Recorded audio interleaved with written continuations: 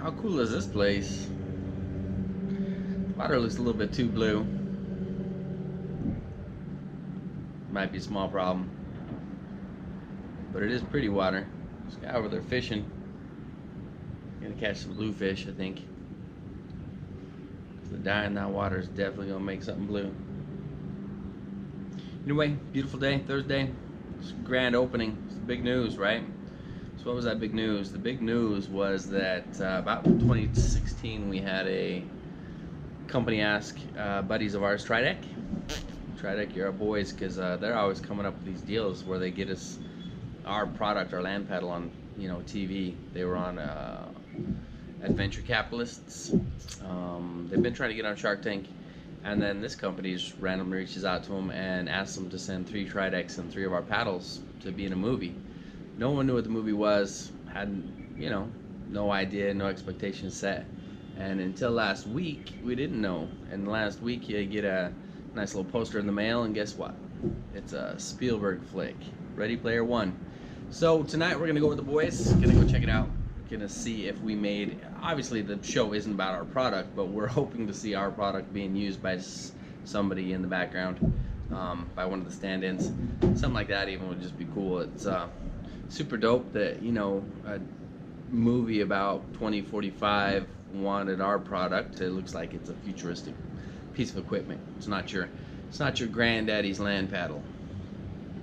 It's not your one-legged pirate equipment. If you want to be a one-legged wooden pole pirate, go for it. So yeah, Ready Player One should be dope.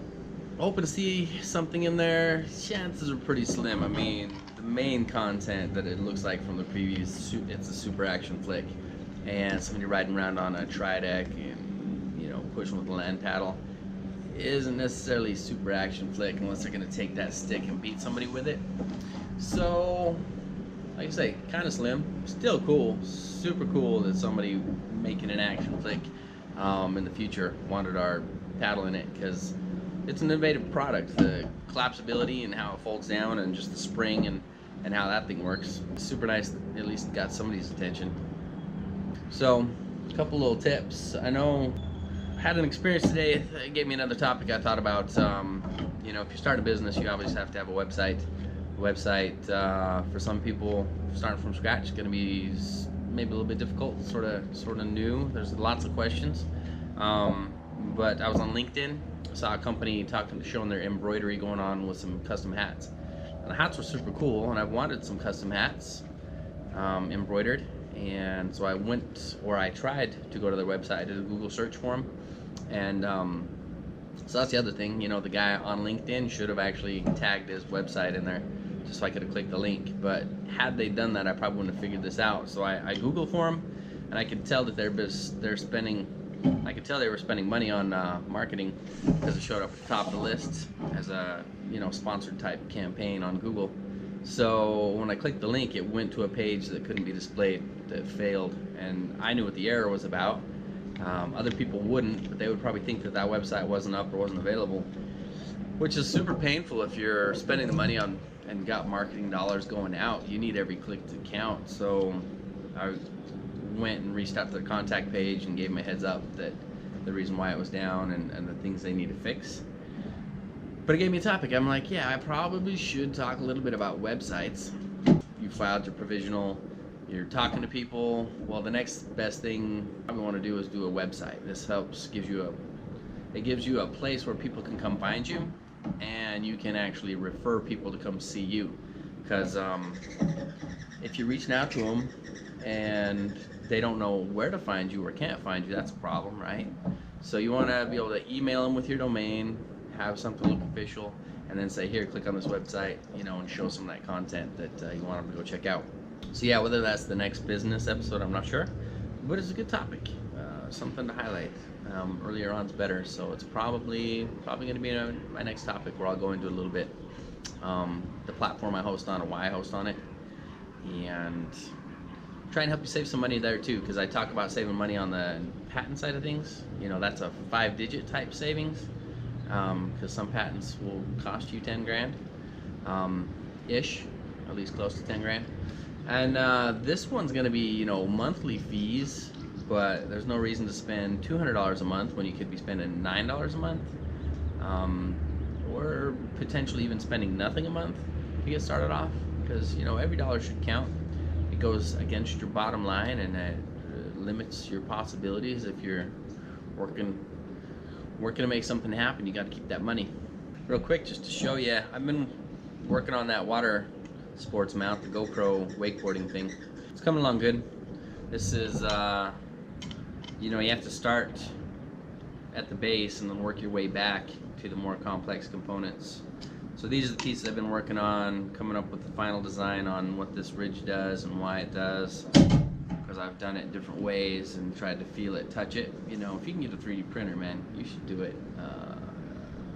Touching and feeling things and actually seeing it versus seeing it on a screen is huge.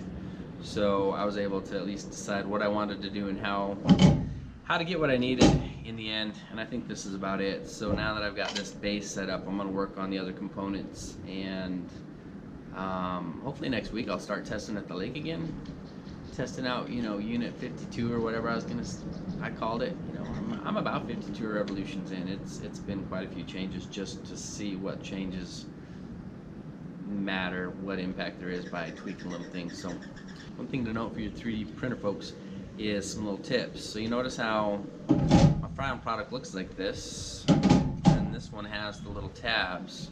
So I do that with the intention of breaking them off later, but it helps keep that stuck to my platform so it doesn't raise up.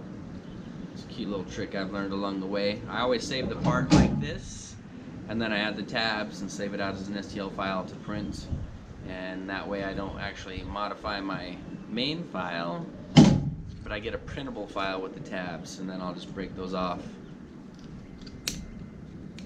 Pretty simple, clean it up. So keep watching, and I'm gonna try and actually maybe throw an Indiegogo together again, just for the fun of it. Whether it funds or not, you know, it's still a good thing to get free advertising out there about the product and to build some hype around it if you can. And I think, you know, I've done Kickstarter. I'll try an Indiegogo and do things a little bit different and see what happens. Just it'll be a good knowledge, good experience. Because again, I still don't know if I want to or can produce it on my own.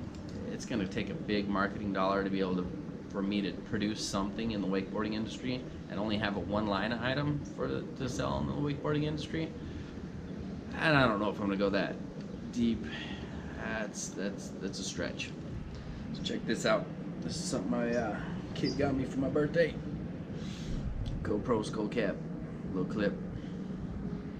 Should be cool. I think I'll find use for that. Kind of digging it. I can video me videoing myself. Should be delicious. So I know I mentioned being a good old boy in other episodes. Something you should always do. It's good business practice. Again, that's why we're probably, at least we potentially have the option to be in that Spielberg Ready Player One show. But I was at an expo type show, a little off-road expo, and up in Scottsdale, and the shop next to me wasn't there yet, and all of a sudden they showed up and they didn't have anything. And long story short, it was a local company. They make knives, really cool company. You can check them out. Ravencrest Tactical. So these are like lifetime warranty type knives. Super cool. I'd never actually seen them before, but kind of an interesting function. They're kind of expensive, kind of crazy expensive, but again, they'll fix them, sharpen them, do anything you want for life.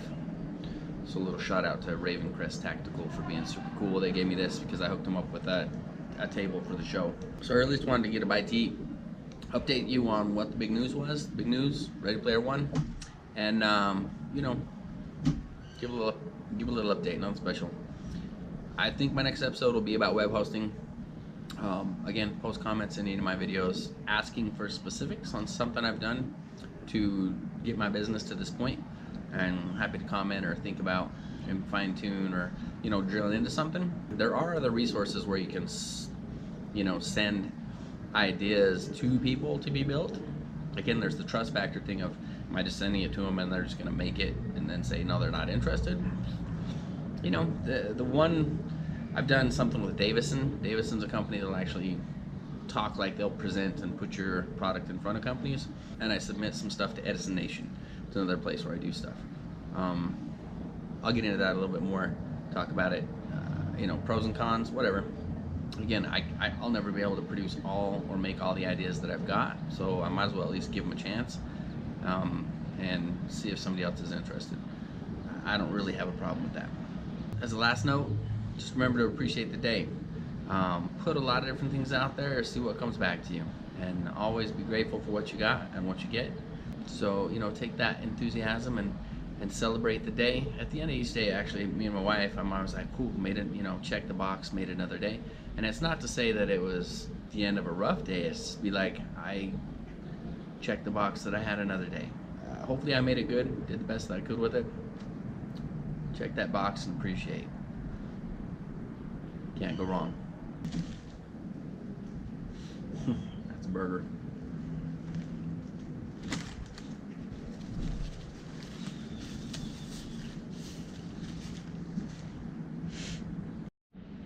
And I'm so glad my original idea fell through, because they were cutting branches and trees about this little pizza joint I was going to go to so I could sit outside.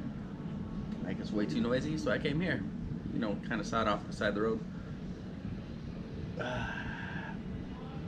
Yeah, I'll be back. This is good.